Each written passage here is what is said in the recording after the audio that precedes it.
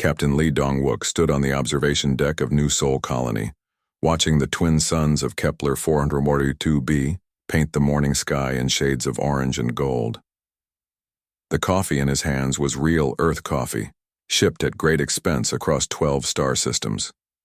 He took a slow sip and smiled. Life on the frontier was hard, but moments like this made it worth it. The colony had been his home for 8 years now. What started as a small mining outpost had grown into a thriving settlement of 50,000 people. They had farms, schools, hospitals, and even a small university. Children born here had never seen Earth, but they called this place home. Lee was proud of what they had built together. His peaceful morning was interrupted by a sharp beeping from his communication device. The sound made his stomach drop. It was the emergency alert tone, something they had never used in all his years as colony administrator. "Captain Lee, please report to the command center immediately," came the voice of his assistant. "We have a situation." Lee drained his coffee cup and hurried through the corridors of the administration building. The command center was buzzing with activity when he arrived. Officers and technicians were bent over their screens, their faces tense with worry. "What do we have?" Lee asked as he approached the main display. Dr. Park So-min, the colony's chief scientist, turned to face him. Her usually calm face was pale with concern. "Long-range sensors picked up something big approaching our system. Very big." The main screen showed a three-dimensional map of their solar system. A red dot was moving steadily toward their planet. Numbers scrolled beside it, showing size and speed calculations. "How big?" Lee asked, though he was afraid of the answer. 15 kilometers long, 3 kilometers wide, Park replied. "It's definitely artificial, and it's definitely not human." Commander Kim Tae-ho, head of Colonial Defense, stepped forward. "Sir, we've never seen anything like this. The energy readings are off the charts. Whatever this thing is, it has enough firepower to level our entire planet." Lee stared at the display. In all of humanity's expansion into space, they had never encountered alien life. There had been theories, hope, and fear in equal measure, but no contact. Until now. "How long until it reaches us?" he asked. "At current speed, about 6 hours, Park answered. "Have they tried to communicate?" "Not yet. They're just coming." Lee made a decision. "Open all communication channels, all frequencies. Let's try to talk to them." The next hour was spent sending messages in every format they could think of. Mathematical sequences, pictographs, music, even simple light patterns. They broadcast on radio waves, laser transmissions, and quantum channels. They tried everything. Finally, a response came. The alien voice that filled the command center was unlike anything they had ever heard. It was deep and harsh, like rocks, grinding together. When the translation computers finished processing it, the message was simple and terrifying. "Primitive species of the third planet. I am Commander Vex of the Vorthak Empire. Your world now belongs to us. You have 72 hours to evacuate this planet. Any who remain will be destroyed. This is your only warning." The command center fell silent. Engineer Choi Hye-jin, who had been monitoring the mining operations, spoke first. "Evacuate? Where are they expecting us to go? We have 50,000 people here. Our transport ships can barely carry 1,000 at a time." Commander Kim's face was grim. "Even if we could evacuate everyone, the nearest human colony is 6 months away. We don't have enough supplies for that kind of journey." Dr. Park was studying the readings from the alien ship. "Their technology is advanced, but not impossibly so. The ship is big, but I'm seeing some interesting power fluctuations. They might not be as invincible as they want us to think." Lee looked around the room at his people. These were good people, brave people. They had left everything behind to build a new world among the stars. They had faced equipment failures, food shortages, and natural disasters. They had never given up before. "Open a channel to the alien ship," he ordered. "Sir?" Park asked, surprised. "Open the channel." The harsh alien voice filled the room again. "Have you decided to surrender?" Lee took a deep breath. "This is Captain Lee Dong-wook, administrator of New Seoul Colony. We received your message. But I'm afraid we have a problem. You have no problems, Primitive. You have only choices. Leave or die. The problem, Lee continued calmly, is that you're asking us to abandon our home. Our families have lived here for years. Our children were born here. You're asking us to leave everything we've ever worked for. There was a pause. When the alien spoke again, there was amusement in the grinding voice. Your feelings are irrelevant. The Vorthak Empire claims this world. We have conquered 1,000 worlds. Your tiny colony means nothing. 1,000 worlds, Lee repeated. That's impressive. But you've never conquered a human world before, have you? Humans. The alien seemed to consider this. No. You are a new species to us, but all species are the same when facing the Vorthak Empire. They all surrender or die. Lee looked around the command center again. He saw determination in every face. Commander Vex, let me tell you something about humans. We don't surrender, we don't run, and we definitely don't abandon our homes without a fight. The alien's laughter sounded like breaking glass. Your fight will last exactly as long as it takes our weapons to charge. Enjoy your last 71 hours, human. The communication cut off. The command center was quiet for a long moment. Then Commander Kim spoke up. Sir, with respect, we have maybe 100 soldiers and some mining equipment. They have a ship that could destroy planets. Lee turned to face his senior staff. Kim, get me a full inventory of our defensive capabilities. Park, I want you to study every bit of data we have on that ship. Find me a weakness. Choi, what can your mining equipment do besides dig holes? Choi looked thoughtful. Well, the plasma cutters could probably damage metal hulls, and the explosives we use for mining, with some modifications? Good. Start modifying. Lee activated his communication system. All senior staff to the command center. Emergency meeting in 30 minutes. As his people hurried to carry out his orders, Lee looked back at the main display. The red dot representing the alien ship was closer now. In 71 hours they would be here. But Lee wasn't worried about surrendering. He was thinking about something else entirely. The aliens had said they conquered 1,000 worlds. They probably expected fear and panic from humans, like they got from other species. They were about to learn something important about humans. When you back them into a corner, when you threaten their families and their homes, humans don't break. They fight back, and they fight dirty. The quantum communication array in New Soul's command center hummed to life as Captain Lee's emergency message reached Earth. Across 12 star systems, the same message was being received by every human colony, every military base, and every government office. This is New Soul Colony. We are under threat from an alien empire called the Vorthak. They have given us 72 hours to evacuate our world or face destruction. We are not evacuating. We are preparing to fight. New Soul requests immediate assistance from any available human forces. On Earth, in the underground command center beneath Geneva, Admiral Yoon Ji-hai read the message 3 times before she fully understood what she was seeing. First contact with alien life. And it was hostile. Get me President Chen on secure line, she barked to her aide. Wake up the entire Joint Chiefs. I want every department head in this room in 20 minutes.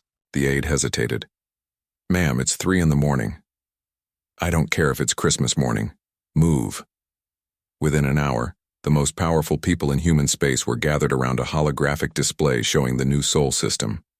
The alien ship appeared as a massive red triangle, moving steadily toward the human colony. President Chen's voice came through the speakers from his office in Beijing. Admiral, what are our options? Yoon studied the tactical display. Sir, our nearest fleet elements are in the Ross system, about 18 hours away at maximum jump speed. But even our largest task force would be outnumbered by this single alien. Vessel, are you telling me we can't help them? No, sir. I'm telling you we need to be smart about this. Yoon turned to her intelligence chief. Colonel Bei, what do we know about these Vorthak? Lieutenant Colonel Bei Sungmin had been a special forces operative before moving to intelligence. His experience in impossible situations showed in his calm voice. Based on the initial communication, they seem to follow a pattern of conquest. They arrive, demand surrender, destroy resistance. They've probably done this hundreds of times. Which means they're used to species that give up easily, Yoon realized. Exactly. They won't be prepared for humans. Dr. Shin Woo-jin, the quantum physicist who had developed humanity's most advanced weapons, leaned forward. Admiral, I have a proposal. We've been testing some new technology. Nothing proven in combat, but this might be the perfect time for a field test. What kind of technology? Quantum disruption weapons. They interfere with the quantum bonds in metal alloys. In theory, they could tear apart the hull of a ship that size. President Chen's voice cut through the discussion. People, we have 50,000 humans who are about to be murdered by aliens. I don't care what you have to do. Save them. Admiral Yoon nodded. Dr. Shin, load your experimental weapons on the fastest ships we have. Colonel Bay, I want you personally on the ground in New Seoul. Take whatever special forces team you need. Ma'am, it would take 12 hours just to reach New Seoul. The aliens will be there in 60 hours. Then you better hurry. Meanwhile, back on New Seoul, Captain Lee was discovering that humans could be very creative when their lives were threatened. Engineer Choi had gathered her mining teams and was explaining her ideas for turning industrial equipment into weapons. The plasma cutters operate at temperatures hot enough to melt through ship hulls, she explained to the group gathered in the mining facility. We can mount them on our cargo haulers and create mobile weapons platforms. What about the explosives? Asked Commander Kim. Even better. We use shaped charges for mining operations. With some modifications, we can turn them into armor-piercing warheads. The delivery system is the tricky part. What do you need? Time. And about 50 volunteers who don't mind working with highly unstable explosives. 100 hands shot. Dr. Park was having similar success in the laboratory. She had been studying the energy readings from the alien ship and had found something interesting. Their power system has a specific frequency signature, she explained to Lee. If we could match that frequency and broadcast it back at them, we might be able to disrupt their systems. How do we do that? Our mining operations use quantum resonance to break apart rock formations. It's the same basic principle. We just need to scale it up. A lot. Do it. Communications specialist Nam Jun Seo had been monitoring alien transmissions. Sir, I'm picking up chatter between the alien ship and other vessels. It sounds like this Commander Vex is reporting to someone, higher up. Can you understand what they're saying? Some of it. The translation software is getting better at their language. From what I can tell, they're treating this like a routine operation. They expect us to either run away or die quickly. Lee smiled grimly. They're in for a surprise. The next 24 hours passed in a blur of activity. The entire colony had been transformed into a fortress. Civilians who couldn't fight were moved to underground shelters originally built to protect against asteroid impacts. Everyone else was working on weapons, defenses, or planning. Children too young to help with the fighting were assigned to carry messages and supplies. Elderly colonists who couldn't handle heavy work took over food preparation and medical duties. Everyone had a job. Everyone was part of the fight. The alien ship was now close enough to be visible in the night sky, a bright star that grew larger each hour. Long-range scans showed that it was exactly as big as they had calculated. Its weapon systems were powering up. In the command center, Lee was reviewing final preparations when Dr. Shin's transport arrived from Earth. The physicist looked exhausted from the rapid journey, but his eyes were bright with excitement. Captain, Lee, I'm Dr. Shin. I brought you some presents. The presents were 6 quantum disruption warheads, each one small enough to fit in a standard missile casing. They looked harmless, but Dr. Shin assured him they could tear the alien ship apart if they could get close enough. The problem is delivery, Shin explained. These weapons need to be detonated within 100 meters of the target to be effective. Your defensive missiles won't get through their point defense systems. Lieutenant Colonel Bay had an idea. What if we don't try to get through their defenses? What if we go around them? How? EVA suits. Extravehicular activity. We get close to their ship during the battle. When they're focused on the planet, attach the devices manually. Lee stared at him. You're talking about a suicide mission. Not necessarily. If we time it right, if we're smart about it, we might be able to get out. I'll do it, said Pilot Nam, who had been listening from across the room. No, said Choi. It should be me. I know explosives better than anyone. It should be both of us, Bay decided. And anyone else crazy enough to volunteer? 12 more hands went up. As the final hours counted down, Lee walked through the colony, one last time. In the residential areas, families were saying goodbye just in case. In the industrial sector, workers were putting final touches on improvised weapons. In the command center, his staff was running through battle plans. Everyone was scared, but no one was giving up. The alien ship was now close enough that its massive bulk blocked out stars. It was beautiful in a terrifying way, all curves and angles that hurt to look at. Weapon ports along its hull were glowing with deadly energy. Lee opened a communication channel to the ship. Commander Vex, this is Captain Lee. You still have time to leave peacefully. The alien's laughter filled the command center. Amusing, human. You have 6 hours remaining. Have you prepared your ships for evacuation? We've prepared something, Lee replied, but not evacuation. Then you have chosen death. The Vorthak Empire will remember your foolishness for exactly as long as it takes to forget you. The communication ended. Lee looked around at his people. They were ready. More than ready. They were angry. All stations, this is Captain Lee. Today we make history. Today we show the galaxy what happens when you threaten human beings. Today we fight. The countdown began. The massive Vorthak ship subjugator hung in space above New Sol like a dark moon. Its hull gleamed with an oily sheen that seemed to absorb light rather than reflect it. Weapon ports along its sides pulsed with deadly energy, preparing for what Commander Vex believed would be a simple extermination. On the bridge of the alien vessel, Vex studied the readings from the human colony below. Curious, he growled to his weapons officer. They are not fleeing. Their ships remain in orbit, around their world. Perhaps they cannot escape, Commander, suggested the tactical officer. Their technology appears primitive. Vex's 4 eyes focused on the displays. No, there is activity everywhere on the planet's surface. They are preparing something. Shall we begin bombardment? Not yet. I am curious to see what these humans think they can accomplish. On New Sol's surface, the final pieces of humanity's desperate plan were falling into place. Engineer Choi stood beside a massive railgun that had been a mining drill just 48 hours ago. Her teams had worked without sleep to convert the industrial equipment into a weapon capable of launching projectiles at incredible speeds. Power levels are stable, reported one of her technicians. Targeting systems are online. Good. Remember, we only get one shot with this. After we fire, they'll know exactly where we are. Commander Kim was coordinating the placement of the shaped charges that would serve as their anti-ship missiles. The explosives were hidden throughout the colony, disguised as normal buildings and equipment. When the time came, they would launch themselves at the alien ship using modified mining rockets. All teams report ready, Kim announced over the communication system. Waiting for your signal, Captain. In the command center, Dr. Park was making final adjustments to the quantum resonance weapon. The device looked like nothing more than a large antenna array, but it was designed to broadcast the same frequency as the alien ship's power systems.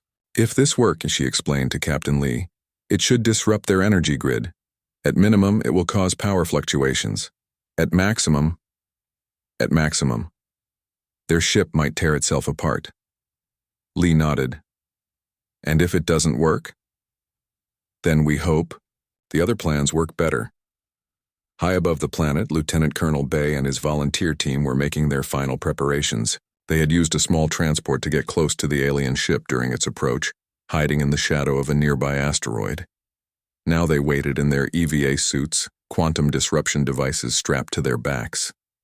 Remember, Bay whispered into his communication system, we need to attach these devices to the ship's hull directly over their power core. The readings suggest it's located in the central section, about 2 kilometers from the nose. Pilot Nam checked his thruster pack 1. More time. How do we get past their sensors? "We don't hide from their sensors," replied Sergeant Lim Da-un, the demolitions expert. "We make sure they're too busy to pay attention to us." As if summoned by her words, the first phase of the human attack began. Commander Vex was reviewing deployment orders when alarms began screaming throughout his ship. "Report," he barked. Massive energy spike from the planet's surface, his sensor operator called out. "Something is targeting our ship." "Impossible. They have no weapons capable of—" The railgun's projectile struck the subjugator with the force of a small asteroid. The improvised weapon had launched a tungsten rod at nearly 10% of light speed. It punched through the alien ship's shields as if they weren't there and carved a hole 3 meters wide through the outer hull. "Damage report," Vex roared, his confidence shaken. "Hull breach on Deck 7. No casualties, but that weapon shouldn't exist." Before Vex could respond, the second attack began. Dozens of objects launched from the planet's surface, streaking toward his ship on trails of fire. They looked like primitive rockets, but something about their flight patterns seemed wrong. "Point defense systems, engage," he ordered. The subjugators, defensive weapons, opened fire, filling space with deadly energy beams. Most of the incoming projectiles were destroyed, but a few got through. When they struck the ship's hull, they exploded with far more force than their size suggested. "Shape charges," the tactical officer reported. "They're using mining explosives as weapons." Vex's mandibles clicked in annoyance. These humans are more resourceful than expected, but their weapons are still primitive. Begin bombardment of the planet. Target their population centers. The ship's main weapons began to charge, energy building in the massive cannon arrays. But before they could fire, the third attack hit them. Dr. Park's quantum resonance weapon sent a pulse of energy toward the alien ship. To outside observers, nothing seemed to happen. But inside the subjugator, every power system began to fluctuate wildly. Lights flickered throughout the ship. Artificial gravity wavered, causing crew members to stumble. Most importantly, the main weapons discharge destabilized, causing a massive power feedback that shut down half the ship's systems. "What is happening?" Vex demanded. "Unknown weapon type," his science officer reported. "It's interfering with our quantum power matrix. I've never seen anything like it. Can you compensate?" "Working on it, Commander, but it will take time." That was when the fourth attack began.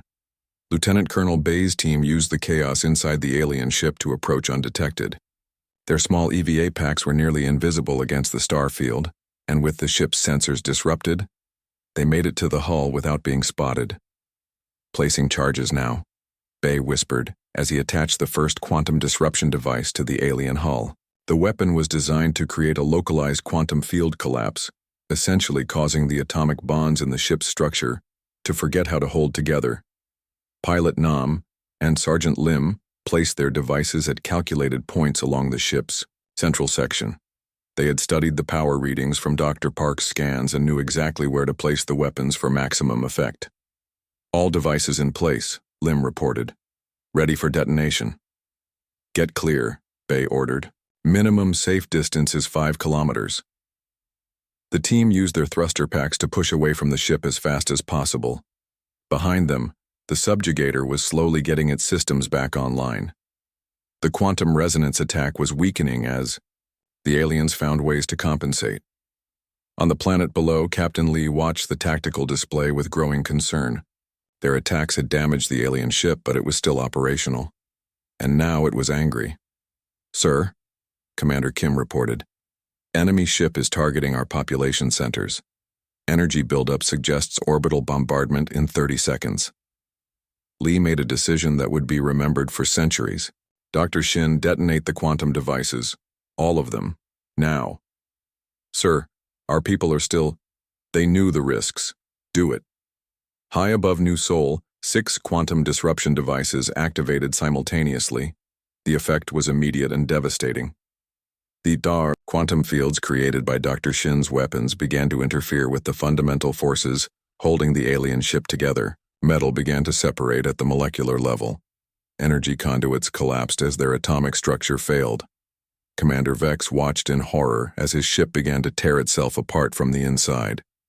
"This is impossible," he screamed. "No species." has this technology. His science officer was studying the readings with growing alarm. Commander, these weapons are using principles we don't understand.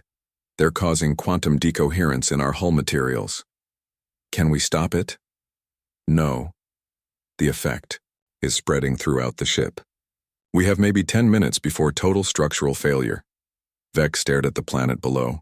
These humans had done something no other species had ever accomplished. They had damaged a Vorthak dreadnought with primitive weapons and impossible technology. But, even as his ship died around him, Vex was transmitting everything to the Vorthak High Command. These humans were dangerous. They needed to be studied, and then they needed to be completely destroyed. On New Sol, the colonists watched as the massive alien ship began to break apart. Pieces of hull drifted away like leaves in a gentle wind.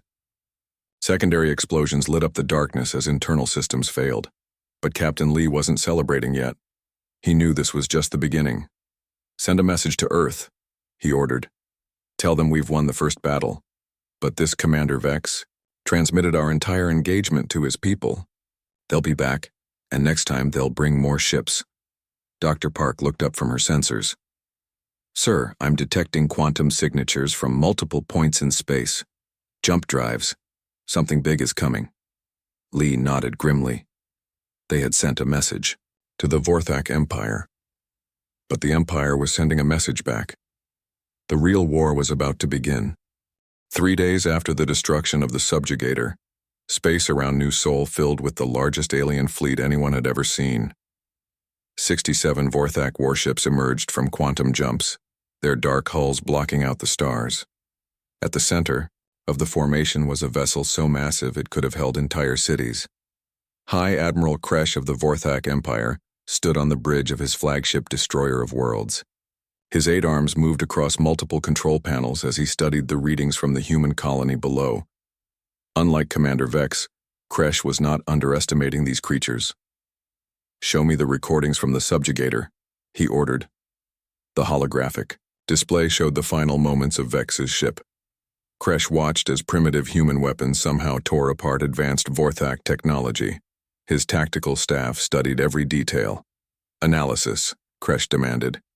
His science chief, a brilliant Vorthak named Thek, gestured at the display. The humans used 4 different attack methods simultaneously. Each one alone would have been ineffective. Together, they created a cascade failure. How? "They study their enemies, High Admiral. They found our weaknesses and exploited them. The mining equipment was converted to kinetic weapons. The explosives were shaped to penetrate our hull design. The quantum resonance attack targeted our specific power frequency, and their final weapons..." Thek paused. "Their final weapons use principles we do not understand." Kresh's mandibles clicked thoughtfully. "Recommendations? Destroy the planet from maximum range. Do not allow them to prepare." But as Kresh prepared to give the order, alarms began sounding throughout his fleet. New contacts were appearing on sensors.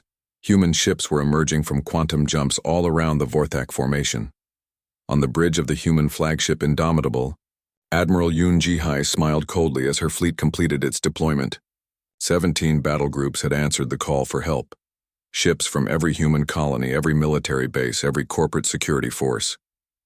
"Admiral," her tactical officer reported, "we have the alien fleet surrounded. They outnumber us 3-1, but we have positional advantage." "Good. Open a channel to their flagship." The face that appeared on the main screen was unlike anything humans had seen before. High Admiral Kresh looked like a cross between a spider and a shark, with multiple arms and rows of razor-sharp teeth. "I am High Admiral Kresh of the Vorthak Empire," the alien said in perfect human language. "You will surrender immediately, or face complete annihilation." Admiral Yoon's response was calm and professional. "This is Admiral Yoon of the United Human Defense Force. You attacked our colony without provocation. You threatened our civilians. You have exactly 1 chance to surrender before we destroy every ship in your fleet." Kresh's laughter was like breaking glass. "Impossible, human. We are the Vorthak Empire. We have conquered 1,000 worlds. Your pathetic fleet cannot..." "Let me stop you right there," Yoon interrupted. "You keep talking about conquering AI 1,000 worlds. But those worlds probably surrendered without a fight, didn't they? You've never faced anyone who fought back. We have faced resistance before. No, you haven't. You've faced fear and panic. You've never faced humans. On New Sol's surface, Captain Lee was coordinating with the orbital battle through Dr. Park's communication array. But he was also dealing with something unexpected. Signals were coming from inside the Vorthak Empire itself. "Sir," communications specialist Nam reported, "we're receiving transmissions from multiple star systems under Vorthak control. They're thanking us." Thanking us? News of our victory spread through their empire. Species that have been slaves for decades are starting to rebel. They're asking for help. Dr. Park looked up from her instruments. "Captain, I'm detecting massive civil unrest across at least 20 Vorthak-controlled systems. Their empire is falling apart." Lee realized what was happening. The Vorthak ruled through fear and intimidation. But humans had proven that the empire could be beaten. Now every oppressed species in their territory was rising up. In space above, the battle was beginning. High Admiral Kresh had decided that words were useless. These humans were clearly insane if they thought they could fight the entire Vorthak fleet. He ordered his ships to attack. The Vorthak weapons were devastating. Energy beams that could melt through battleship armor. Plasma torpedoes that exploded with the force of small suns. Kinetic projectiles moving at significant fractions of light speed. But the human fleet didn't fight like any enemy Kresh had faced before. Captain Jiang Minho commanded one of the human stealth ships. As the Vorthak opened fire, he led his squadron in a maneuver that should have been impossible. The human ships didn't retreat or form defensive lines. Instead, they charged directly at the enemy fleet. "All ships execute Plan Crazy Ivan," Jiang announced over the communication system. The Vorthak had never seen anything like it. The human ships flew in seemingly random patterns, making themselves nearly impossible to target. They used their own disabled vessels as cover, fired from unexpected angles, and coordinated attacks with a precision that seemed almost supernatural. Pilot Nam Junseo, flying a fighter that had launched from New Sol, found himself in a dogfight with 3 Vorthak interceptors.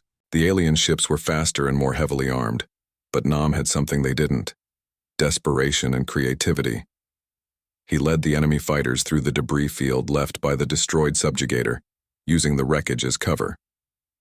When the Vorthak ships tried to follow him through a narrow gap between 2 hull sections, Nam suddenly reversed direction and opened fire. All 3 enemy fighters exploded before they could react. General Quan Hyun-woo was coordinating the overall human strategy. From his command ship, he had studied every piece of data they had on Vorthak tactics and found their weakness. They were predictable. "They fight like a machine," he explained to his staff. "Everything by the book. Standard formations, standard responses. They've never had to adapt because no one ever forced them to." The human fleet, by contrast, was completely unpredictable. They used mining ships as weapons platforms. They converted civilian transports into missile carriers. They even used their own damaged vessels as guided bombs.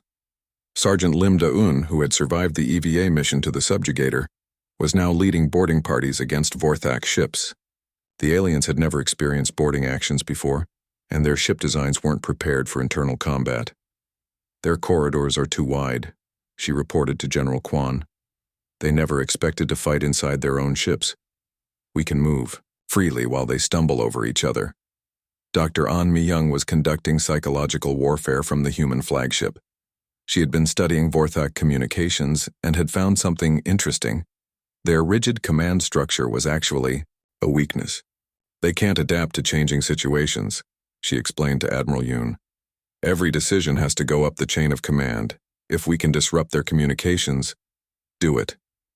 Dr. An's team began broadcasting targeted interference at Vorthak command frequencies. Within minutes, the alien fleet began to lose coordination. Ships moved out of formation. Weapons fire became uncoordinated, and their tactical advantages disappeared. High Admiral Kresh watched in growing horror as his fleet began to fall apart. These humans fought like no species he had ever encountered. They were unpredictable, adaptable, and apparently completely fearless. Sir, his tactical officer reported, we've lost 30% of our fleet. The humans are targeting our command ships specifically. How are they coordinating these attacks? Their technology is primitive. Unknown, sir, but they seem to be sharing tactical data in real time across their entire fleet. Kresh was beginning to understand. The humans weren't just fighting as individual ships. They were fighting as a single organism, each vessel working in perfect coordination with every other vessel. But the real shock came when Ambassador Han Gayun's voice filled the Vorthak command channel. Hi, Admiral Kresh. This is Ambassador Han of the Human Diplomatic Corps. We're receiving surrender requests from 47 worlds in your empire. They're asking for human protection from Vorthak retaliation. Impossible. Your empire is collapsing. Admiral, your own people are turning against you. The species you conquered are declaring independence, and it's all because you made one simple mistake. What mistake? You attacked humans. As if to emphasize her point, explosions began rippling across the Vorthak flagship as human boarding parties reached critical systems. Kresh realized that his ship was being taken apart from the inside, while his fleet was being destroyed from the outside. We surrender, he finally announced. Admiral Yoon's response was immediate. Surrender accepted. All Vorthak vessels will power down weapons and prepare to be boarded. Any ship that resists will be destroyed. One by one, the alien vessels complied. The mighty Vorthak fleet, which had conquered 1,000 worlds, had been defeated by humans. But as Kresh was taken into custody, he managed one final transmission to his empire's capital. They are not like other species, he warned. The humans, they do not fight for conquest, they fight for freedom, and they will not stop until every world is free. On New Seoul, Captain Lee received a message from Admiral Yoon. Captain, Yuso, started something here. The Vorthak Empire is in full collapse. Dozens of species are declaring independence.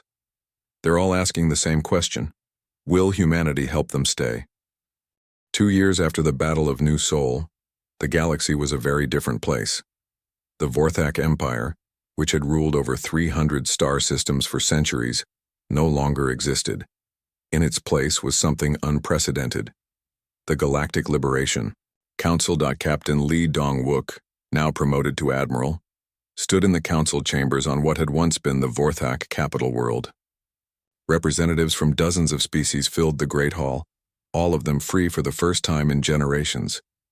The former throne room of the Vorthak Emperor had been converted into a democratic assembly. The irony was not lost on anyone present. Council recognizes Ambassador Chen from the Kalari Federation, Lee announced from the speaker's podium. A tall, thin alien with silver skin and large golden eyes stood to address the assembly.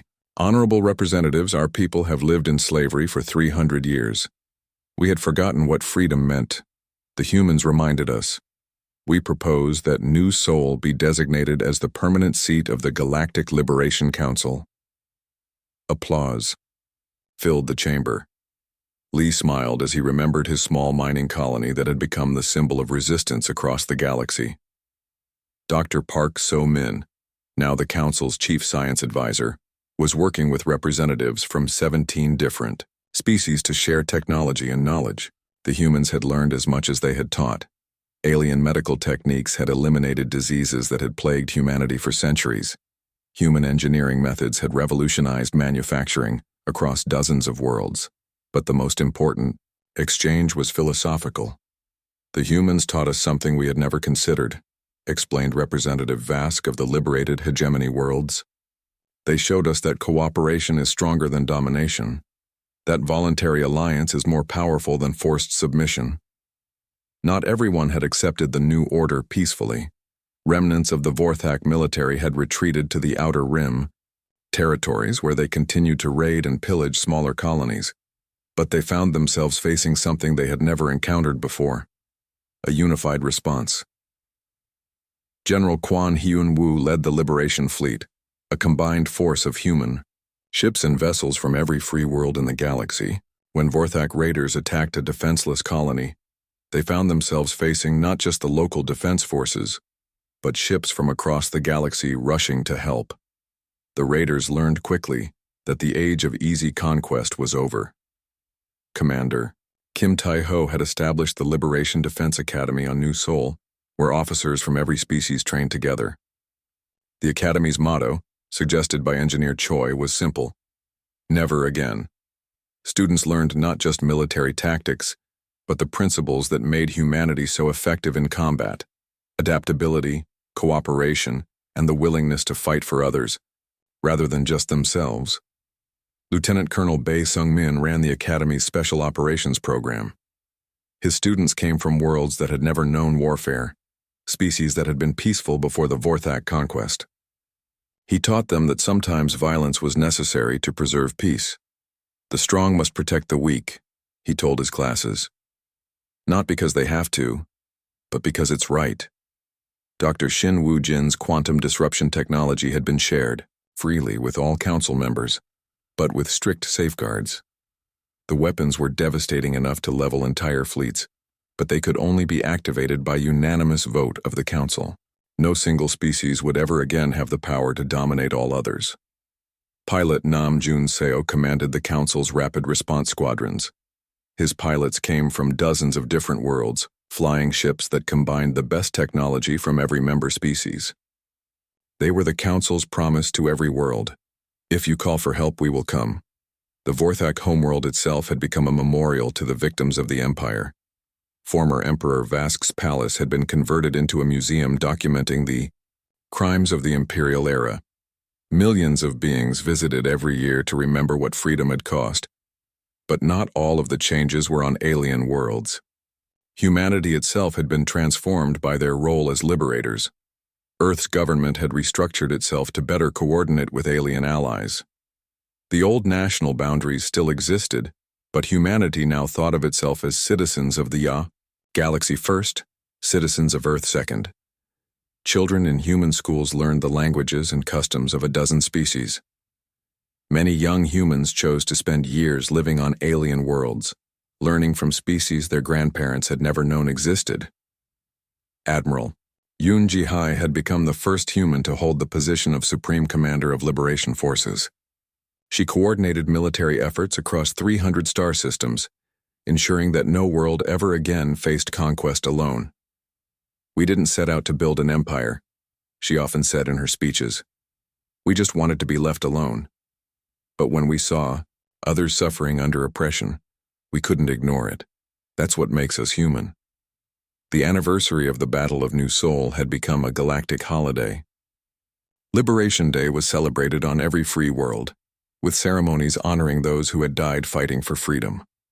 On New Seoul itself, the celebration was always held at the site where the improvised railgun had fired the first shot of the Liberation War. A monument now stood there, listing the names of every being who had died fighting the Vorthak Empire. At the top of the list were the names of the colonists who had refused to evacuate, who had chosen to fight instead of run. Captain Lee, now in his 70s, still lived in the same small apartment he had occupied as colony administrator. He could have had a mansion on any world he chose, but New Seoul was his home. He was tending his small garden when Dr. Park brought him the latest intelligence reports. A new empire had been discovered in the far spiral arm of the galaxy. The hegemony of Keth controlled over 100 worlds and was expanding rapidly. "They're using the same tactics the Vorthak used," Park explained. "Massive fleets, demands for surrender, orbital bombardment of those who resist." Lee set down his gardening tools and looked up at the stars. "Have they encountered any of our worlds yet?" "No. But long-range scouts suggest they're heading this way. At their current expansion rate, they'll reach Council space within 5 years. What does the Council recommend? Some species want to negotiate. Others suggest we build defensive lines. The Kalari think we should retreat to more defensible positions," Lee smiled. "And what do the humans think we should do?" Park smiled back. "The humans think we should send them a message." "What kind of message?" "The kind that explains why you never cross humans." 3 months later, a Keith Empire fleet arrived, at the edge of Council space, expecting to find primitive worlds ripe for conquest. Instead, they found Ambassador Han Ga-eun waiting for them with a diplomatic escort of 12 ships. The Keth admiral, a massive creature with 6 arms and armored skin, laughed when Han requested a meeting. "Your tiny fleet amuses me, human. Do you think to threaten the Keth Empire?" "Not threaten," Han replied calmly. "Educate." She transmitted a complete record of the HFY War, battle footage, casualty reports, and testimonies from liberated worlds. The Kith Admiral watched in growing silence as the most powerful empire in galactic history was dismantled by a species the Kith had never heard of. "This is propaganda," the Admiral finally said, but his voice lacked conviction. "It's history," Han corrected. "And if you continue your expansion into council space, you'll become part of that history, the part that gets remembered as a cautionary tale." The Kith Admiral studied the tactical displays more carefully. The human diplomatic escort was tiny compared to his fleet, but behind them, scattered across dozens of star systems, were the ships of the Liberation Fleet, hundreds of vessels from dozens of species all united under human leadership, all ready to fight for freedom. "What are you proposing?" he asked. "Peace," Han said simply. "Voluntary association, mutual cooperation. You can join the council as equals, or you can be remembered as the second empire that learned why you never cross humans." The Keth Admiral made his decision. 6 months later, the Keth delegation took their seats in the council chambers on New Sol. Their admiral, now calling himself Representative Keth Prime, had become one of the strongest advocates for peaceful expansion. "The humans taught us something important," he said during his first speech to the assembly. "True strength comes not from the ability to conquer, but from the wisdom to choose not to." Admiral Lee watched from the observer's gallery, still wearing his simple colonial administrator's uniform. Around him sat the children who had been born on New Sol during the war, now grown up and serving as council representatives themselves. They had grown up in a galaxy where freedom was the default, where cooperation was stronger than conquest, where no one had to face oppression alone. It was a good galaxy, a human galaxy, in the best sense of the word, and it had all started with 50,000 colonists who refused to run away from home. Lee smiled and walked back to his garden. There was always more work to do, and gardens didn't tend themselves. But the galaxy was in good hands now. The children who had learned the lesson of New Sol would make sure that no one ever forgot it. Never again would the strong prey upon the weak without consequence. Never again would tyranny go unopposed, and never again would anyone be foolish enough to cross humans. The lesson had been learned. The galaxy was free, and it would stay that way.